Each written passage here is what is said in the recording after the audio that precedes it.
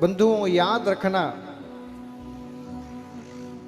यदि साधना स्थली पर्यटन स्थली बन गई तो फिर वहां साधना नहीं हो सकती,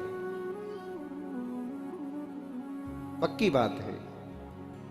इसीलिए मेरा सरकार से भी निवेदन रहता है, जो भारत सरकार है, कि यदि आपको पर्यटन स्थल बनाने हैं तो अन्य जगह पर्यटन स्थल की व्यवस्थाएं करिए, लेकिन जो धार्मिक स्थान हैं, जो साधना स्थली हैं, उनको पर्यटन स्थल के रूप में नहीं, साधना स्थली के रूप में डेवलपमेंट करिए, उनका विकास करिए।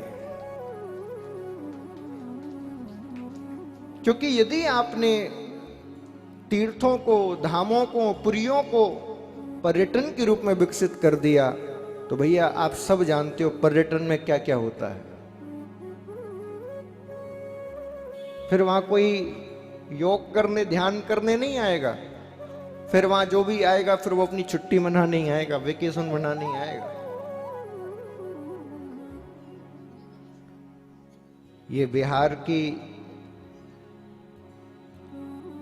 भूमि और उसमें भी ये राजगीर धाम, आप सब यहां विराजमान हो। मैं आप सबसे भी यही कहूंगा, जब भी कोई राजनेता आया करे या कोई मंत्री विधायक आया करे, उनसे एक ही बात कहा करिए, बोले हमारे इस राजगीर को पर्यटन स्थल मत बनाइए, साधना स्थली बनाइए। जिस स्थान पर आके बड़े बड़े सिद्धों को ज्ञान हुआ, जिस स्थान पर आके बड़े बड़े सिद्धों ने आत्म अनुभूतियां प्राप्त की, उस स्थान को ऐसी ऊर्जा से भर दीजिए कि एक सामान्य जनमानस भी आए तो उसका ध्यान में स्वतः ही मन लग जाए, स्वतः ही। ये कंदराएं, ये गुफाएं दर्शनीय स्थल नहीं है, साधना स्थली है। मैं तो कहता हूं, भारत की परंपरा में दर्शन का तो कोई स्थान ही नहीं था, सब साधना के स्थान थे। लेकिन हमने विकास की होड़ में तीर्थों को दर्शन स्थलीय बना दिया, मंदिरों को दर्शन स्थलीय बना दिया, यज्ञ अनुष्ठानों को दर्शनीय बना दिया, प्रदर्शनीय बना दिया। उसका परिणाम यह है कि हम धन तो बहुत खर्च करते हैं, समय तो बहुत खर्च करते हैं, लेकिन उसका फल हमें प्राप्त नहीं होता।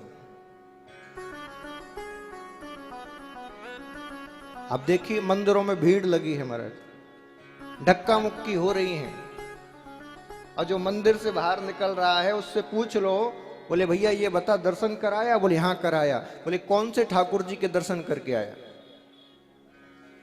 वो ज्यादा प्रसिद्ध होगा तो बता देगा, बोले फलाने ठाकुर जी। बोले ठीक है, ये बता दे कौन से कलर के कपड़े पहन रखे थे? नहीं पता उसको।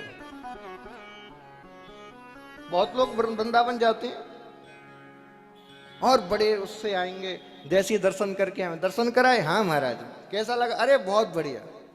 ये बताओ बिहारी जी ने किस कलर की पोशाक पहन रखी थी? वो नहीं पता।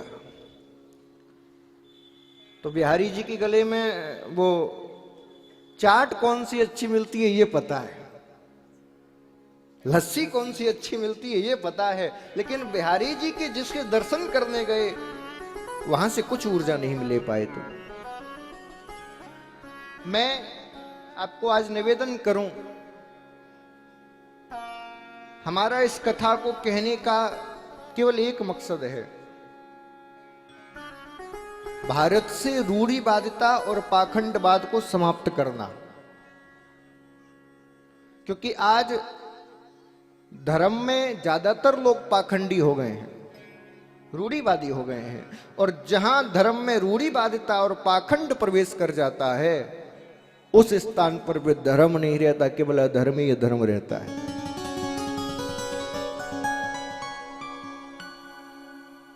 धर्म को धर्म की तरह यदि किया जाए तब आपको फल प्राप्त होगा। भागवत में लिखा है, कथा श्रवण करने के बाद, धार्मिक अनुष्ठान करने के बाद, मंदिरों में जाने के बाद यदि आपके मन में भगवान के प्रति, कृष्ण के प्रति प्रेम प्रकट ना हुआ, अनुराग प्रकट ना हुआ, तो फिर श्रम केवल एव ही, आपको केवल परिश्रम ही हाथ लगेगा और कुछ प्राप्त होने वाला नहीं है।